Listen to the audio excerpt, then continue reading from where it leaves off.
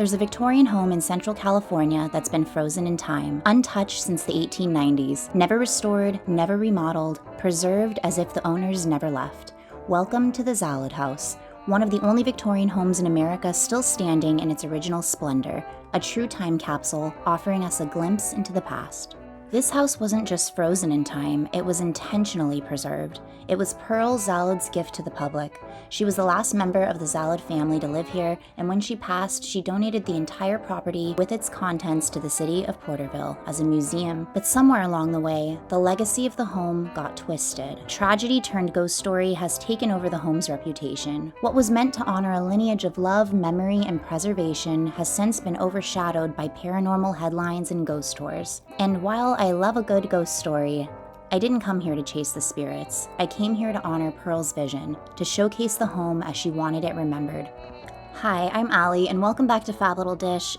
Here we explore historic homes across the country, uncovering the beauty and intention behind their original designs. My goal is to spotlight these incredible homes so we can learn from their stories, find inspiration in their craftsmanship, and preserve their legacy. This home is a rare example of Second Empire Victorian architecture, distinguished by its tall, narrow profile and iconic mansard roof. Notice the fish-scaled shingles, carved cornices, and ornamental brackets. Even the lace curtains in the windows have been left exactly as Pearle placed them. This home is also remarkable for its brick construction, since wood was the material usually favored in this architectural style at the time. The brickwork, the wood trim, the spindled porch railings, all original. It's not just beautiful, it's historical architecture. John Zalud and his wife, Mary Jane, were born in Bohemia, modern-day Czech Republic, and emigrated to the United States. After marrying in San Francisco, they relocated to Porterville, California in the late 1880s.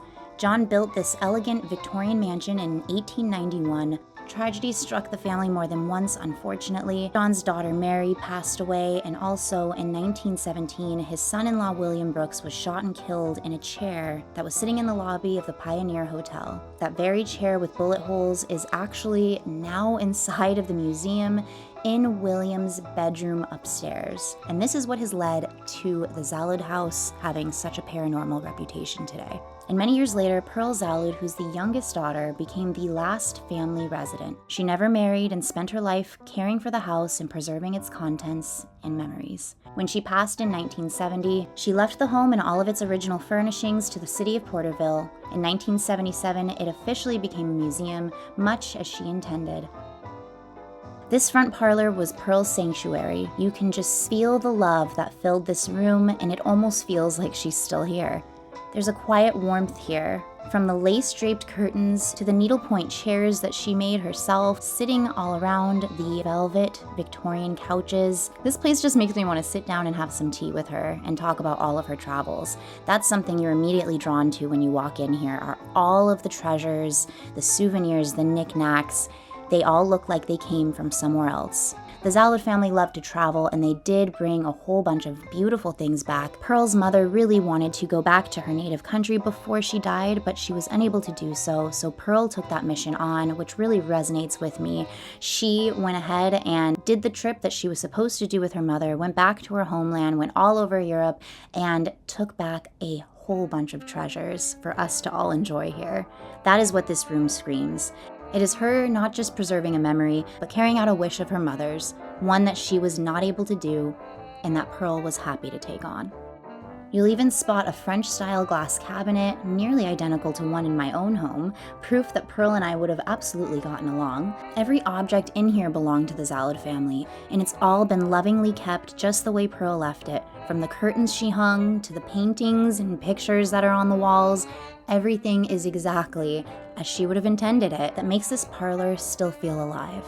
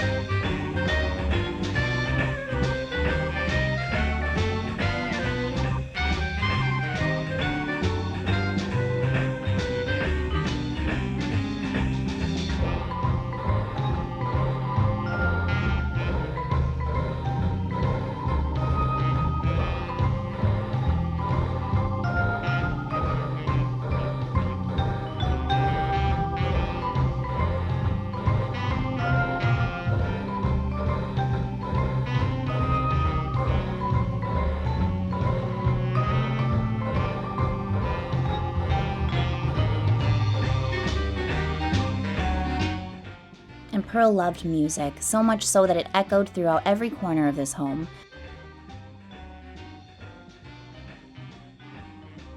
This antique Swiss cylinder music box is just one of many treasures she held dear, and the melodies it plays straight out of another era.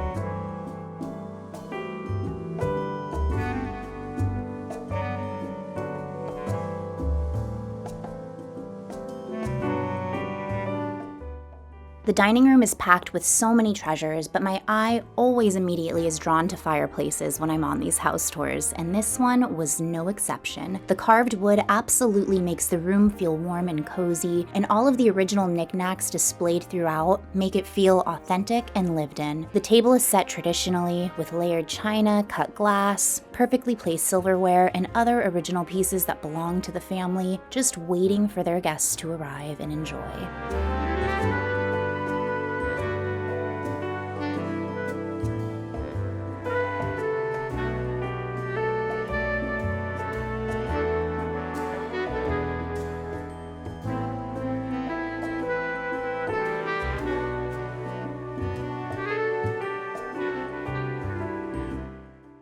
We see a mini cabinet here of curiosities, travel souvenirs, tiny jars, a delicate little shoe, and so many other little ceramics and goodies that I couldn't even take in. This is a Victorian maximalist decor dream, and the mannequin displaying Pearle's plum dress instantly formalizes this space. You can just picture how the hostess looked as she was sitting around enjoying her guests.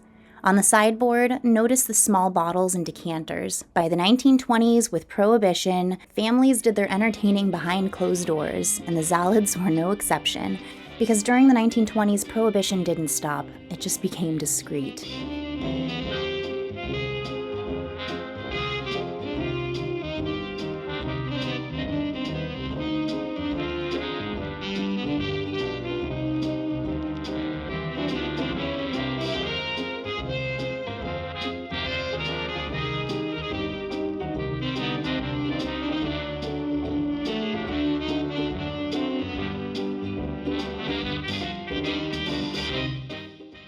And tucked to the side is an original 1912 newspaper where we can see a first-hand account of a Titanic survivor, a man saved by Mrs. Astor herself. Talk about history layered within history.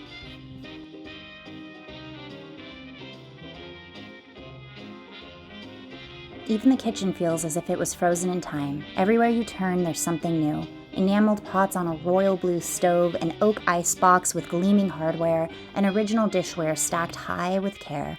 The kitchen still feels warm, bustling, and very authentic to the family.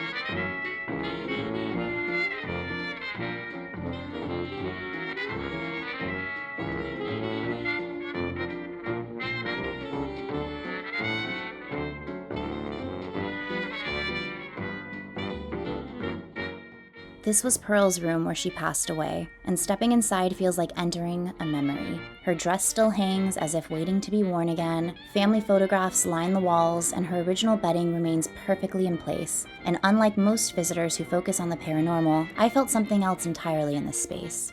Peace. It's like she's still here, quietly keeping watch and making sure everyone is comfortable and happy in her home. There's an identical bed to this upstairs, which they're both horsehair mattresses. They have the same headboard with little carvings of acorns in the flower design. Oh, wow.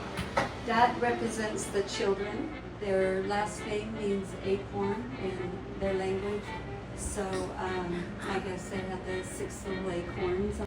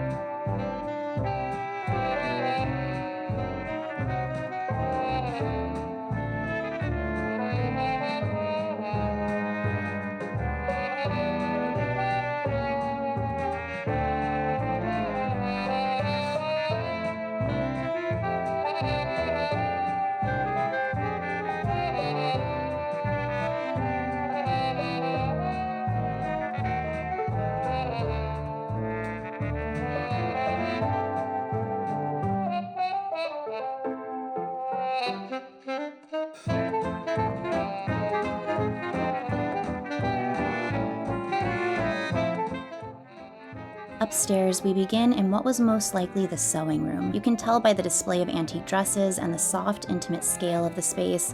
This room is filled with original treasures, and I couldn't even begin to see everything that was in each nook and cranny. Different fabrics, perfume bottles, paintings, bedding, linens. There's just so much on display here, and it's all original to the family. I'm still in awe that nothing has been separated from this home. It's all been kept in the same place for years. You really don't see things like this. I tour a lot of historic homes, and it is a rarity to have so many original pieces in the home itself. This place is truly a gift for us designers, decorators, and old souls to learn from and model after.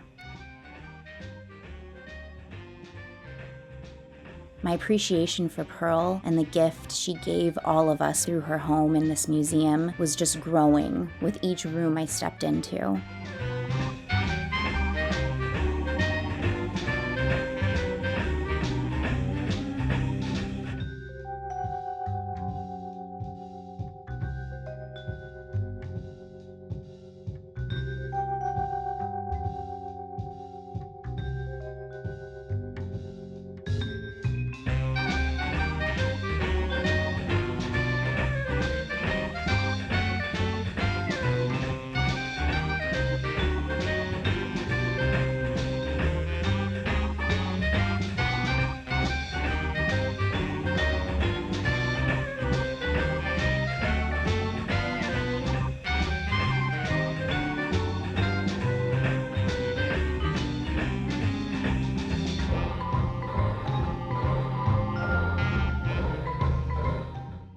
Now this room, if I lived here, this one would be mine.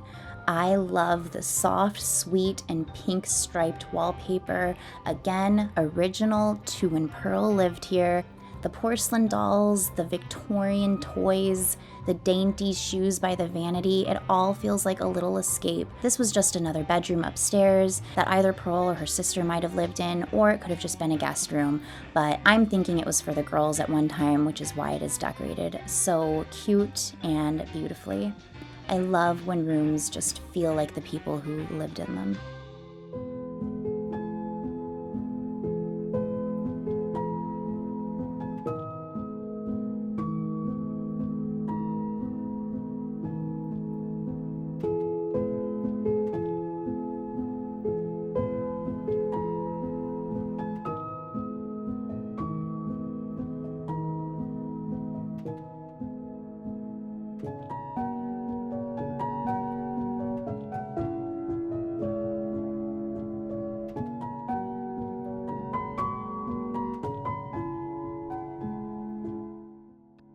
here's the room with the chair. William actually resided in this room and died in this room. He was brought back from the hotel that he was shot in. So this chair being in the room that he died in is a little uncomfortable, to say the least. And this is what all of the ghost hunters flock to, but I'm not talking about that. I mean, we do have to mention it because it is part of the history of the home and the family.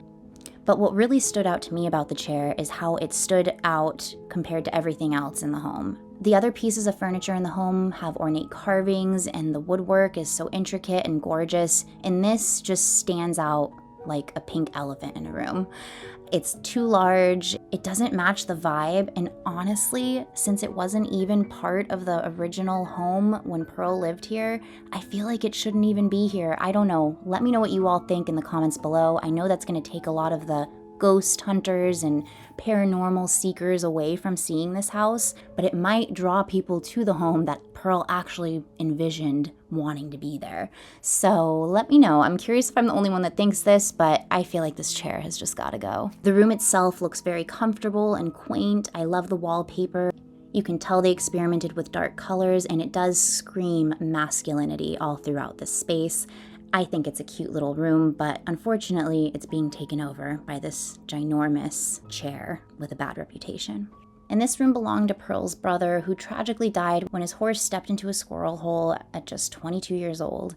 There's a stillness here, almost like time stood still right after he passed. His Prohibition-era suit is proudly on display, along with items that hint at a young man's life interrupted. Her brother also was arrested for bootlegging during the Prohibition, so again, you know, this family liked to have fun, and you can feel the lightheartedness within this room, even though there is a sense of tragedy in it. The details of the space feel very personal. The spindle chair, the cross-stitch wall art, the high school diploma hanging on the wall, another room filled with details that really take you back to another time.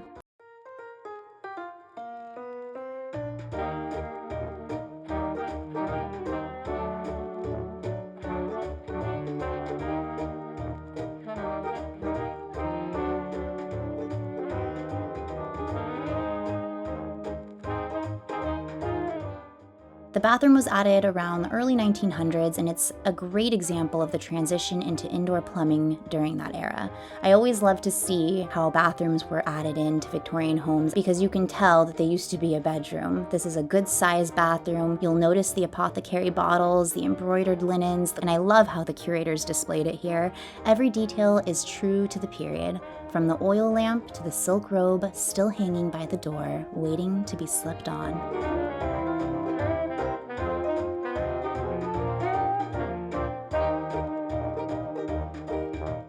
I hope today's tour helped you see the Zalud House in a way that Pearle had intended, not as a haunted oddity, but as a meaningful legacy of history, craftsmanship, and everyday beauty. You can support this historic gem by booking a tour, donating through their website, or simply sharing this video to help spread awareness of its uniquely preserved charm. Also, make sure to hit the thumbs up button if you loved this Victorian house tour, and make sure to subscribe because I have historic house tours planned throughout the year and across the country. If you're a preservationist, historian, or museum curator and you'd like me to feature a historic home on the channel to help drive awareness to its charm and preservation efforts, please reach out. I would be honored to help.